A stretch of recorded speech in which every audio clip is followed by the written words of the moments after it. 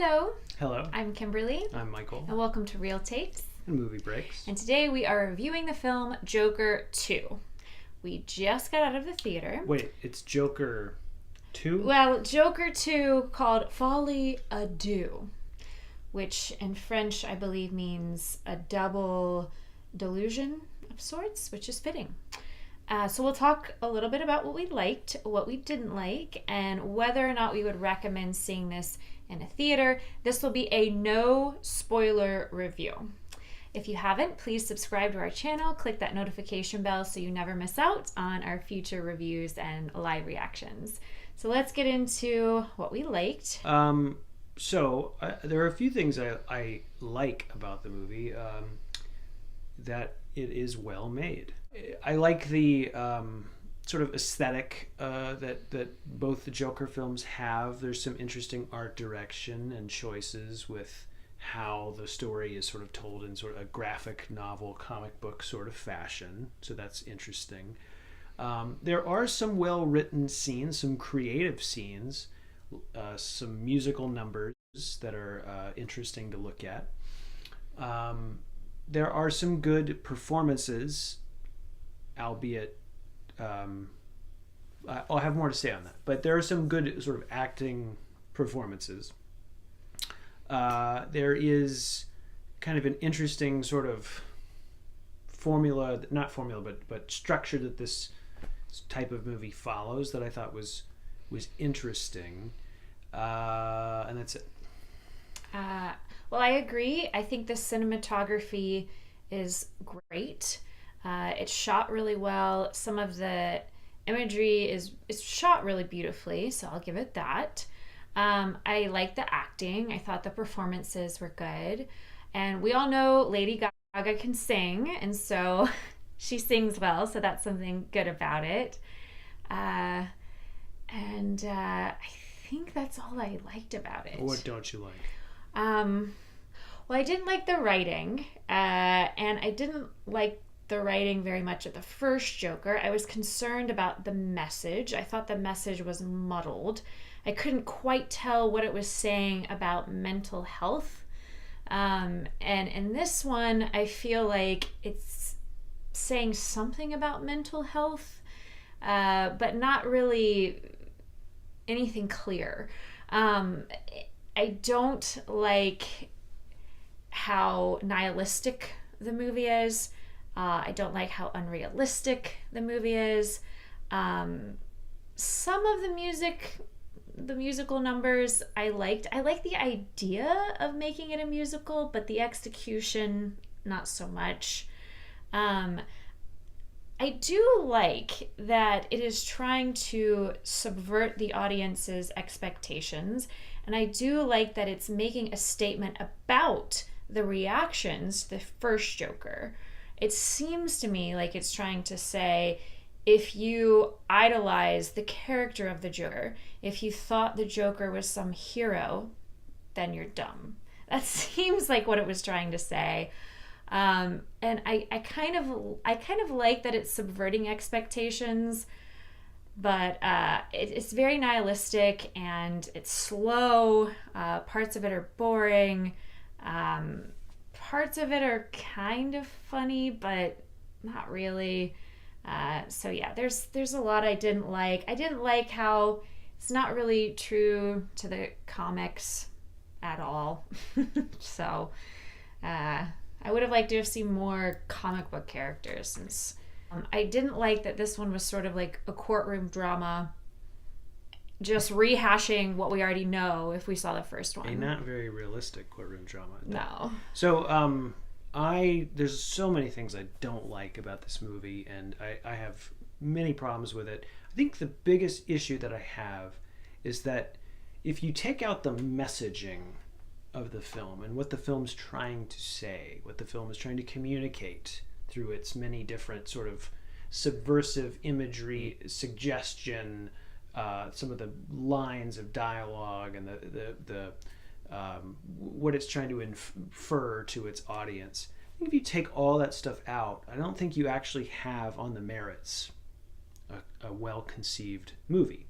And I think because of that, you sort of hang it all on this coat hanger of ideas and stuff, and then the coat hanger it's almost like you oh, they got the coat there, I have my tuxedo here, I have my shoes, my leather jacket and my hat, and I got all these different things. And then you've organized it and you look at it, and then the whole rack falls. Mm-hmm. That's what this movie feels like, because you have amazing set pieces, these musical numbers, the magical realism. There were times when I was watching it, I was reminded of movies like One Flew Over the Cuckoo's Nest, or Birdman, or films from the past, even Joker itself, the first Joker, Taxi Driver, great films that had a lot to say and a lot of great ideas. And and even like some of the great musicals, like Singing in the Rain or whatever, like kind of the irony, Clockwork Orange, another film that with this movie, I feel like there's something sort of missing from the core of it, which is a coherent sort of set of, this is actually what the movie's kind of driving at. It's not necessarily saying it directly, it's driving at this thing. And if I were to try to put it into words, I'm not even going to attempt to, but if I were to try to put into words what this movie's trying to say, it would just be sheer insanity gobbledygook. Now, maybe that's the point. And maybe the point is that we're all supposed to kind of feel like the Joker while we're watching it, and just feel like we can do whatever we want. And it's taking us along for that ride, only to pull the rug out from under us or do X, Y, and Z to drive us off that cliff, which is kind of happens at the end of the first movie. But without Batman, it doesn't really make any sense, because there's no counterbalance to that. You're just kind of left wandering off into space, and the combustible engine that is the movie doesn't really work. So I'm sort of left with sort of a dissertation, a thesis, a paper of ideas, but with no through line of an actual like story where I can go, well, even if I just don't feel like thinking a whole lot right now, I can just enjoy this movie, which is, I feel like, what movies used to be. Yeah. I don't feel like I get that at all anymore. I feel like every movie I get some packaged message, but I get a film that's kind of comes up short. And this is like the ultimate of that. Yeah. As far as I'm concerned, is from what I've like, it's kind of getting on my nerves, and I'm it's fine, because I enjoy movies no matter what, even if it's a bad movie. I liked Big Shark, but with this, I think at one point I looked at you and I was like, this is agonizing. And I was like, I'm gonna watch it and buy into everything and go through with everything procedurally that the movie's making me do. But it was like, there were so many scenes of Joaquin Phoenix smoking. Yeah. And doing his little dance or whatever, or doing his little act, or he would bust into song randomly while he's talking, and like, I think at one point I looked at you and I was like, we're an hour 30 in. What has happened so far? Okay, I was just clocking what has happened so far. All right, that's happened, this happened. Maybe don't worry so much about giving me a message. Just make a good movie. Why is that so hard? So I think a good movie has a good message. Now, it seemed like this film was trying to say something about questioning the accountability of someone who commits a crime, who was abused. So there's one part in the film where you're questioning, does our character have a multiple personality disorder? Is that where Joker comes from? And so it sort of does raise the question about like crime, and how do you hold someone accountable for a crime if they're pleading temporary insanity? And so I do like that question. I like thinking about that, but I don't think it was executed very well. And I know Todd Phillips didn't even intend on making a Joker 2, but the first movie made billions of dollars, and so I think that he thought to himself, okay, well, if I have all this money, I'll make a Joker 2 that says something about the reactions to the first Joker.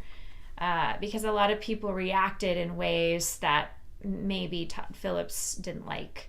It seems like it's very much commenting on itself in a negative light, which is different. And I think that if you're a fan of comic book movies, you're probably not going to like it. And I love musicals, but the musical numbers were entertaining, but they weren't anything like Chicago, or like they weren't anything like really great musicals. We haven't even explained any of the premise of this at all, and you have to have seen the first one for it to make any kind of sense. And really what we're just watching is sort of this character who's in like a mental institution because of security mental institution because of the actions that he took in the first film. And so we're watching that process unfold. Yeah. Where it's painful, dreadful stuff. It's almost like the opposite of developing a character. It's almost like saying, no, this character is invalid. And if you're an audience member who idolizes this character, then you're dumb. That's the message I got. Well, for an invalid character, we're getting a lot of close-ups of his face. Yeah. Endless close-ups of Joaquin Phoenix's face. And he's a great actor. Don't get me wrong. I made a comment to you. I said, I feel like when I'm watching this movie, I feel like I'm watching an actor act in a vacuum. I'm not watching him act like typically with an ensemble. Obviously, there are other actors and there are other scenes, but these are not scenes that are driving scenes where stuff's happening and then it's driving to the next thing, to the next thing. It's just sort of hanging out a lot of just a lot of atmospherics of him kind of laughing or smiling or just sitting there staring off into blankness over and over again. You know, with his lawyer in the little interrogation room and stuff. There's actually some moments in this film that are a little bit funny. I was laughing at a couple bits, and I was like, "Why the hell is there not more comedy?" Yeah. Like, why would just lean into the comedy? Give us the blackest comedy ever, and guess what? We will forgive all of your weird ideas. If they could have made me laugh a little bit more, I wouldn't have disliked it as much. So on a scale of 1 to 5, I would give this a 1 out of 5. Okay, I can't give this a 1 out of 5 because I do think it's well made, and there's musical numbers, and I can't, like, there are movies that are so much worse than this. Well, I'm not giving it 0 stars. Yeah, I'm giving it 1 star. I'll give it a 2. I'll give it a 2. But man, I was just like, please, God, like. So would you recommend going to see it in a theater?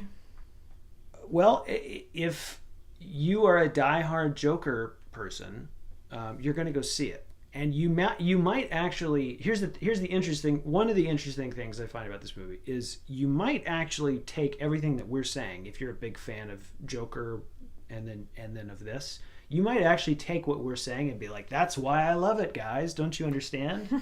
And that's cool. And if that's sort of that contrarian thing that this sort of movie is kind of, I guess, trying to drive at, then that's fun. You can go to town, enjoy it. But a person like me who enjoys good films that have the whole thing going for it, I don't know. I would not recommend spending money to see this in a theater. That's over 2 hours of your time you'll never get back, especially if you were a fan of the first one. It's almost like deliberately driving you away. But if you're curious to see what it's about, I would be curious to hear your thoughts. So if you have seen the movie, drop a comment. Let us know your thoughts. Let us know if you think we're off, if you think we're right, we're wrong, if you disagree. I'd be curious to hear more conversation about this. And also, while we were at the theater, we ran into Harley Quinn from Suicide Squad, and she agreed to come on here and do her own review of Joker 2. So stay tuned for that. So yeah, Instead of calling this fa de do, I'd call it fa de poo. I'll call it Joker. What a joke. And yeah, so we're just being real. So in the meantime, stay real. And have good takes.